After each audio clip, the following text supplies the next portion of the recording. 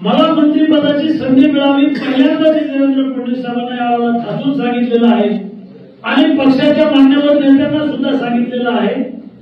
राहुल भैया सुद्धा सोबत होते, म्हणजे एकतर त्यांचं स्वागत केलं, शुभेच्छा दिल्या आणि यावेळेला जालना जिल्ह्याच्या भावना, मराठवाड्याच्या भावना, या सगळ्या परिस्थितीवर यावेळेला आम्हाला संधी मिळाली पाहिजे। मेरिटवर मी 5व्यांदा आमदार आहे,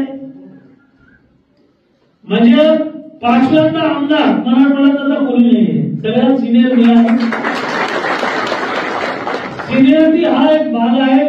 निष्ठावंत 40 वर्ष भाजपचा कार्यकर्ता म्हणून मी कधी मंत्री आमदार म्हणून तोऱ्यात वागलो नाही, त्यामुळे निष्कलंक आहे, कुठलाही डाग नाही। 40 वर्षाच्या कार्यकाळामध्ये 100 रुपयाचा कुठे काही अपहार केला, भ्रष्टाचार केला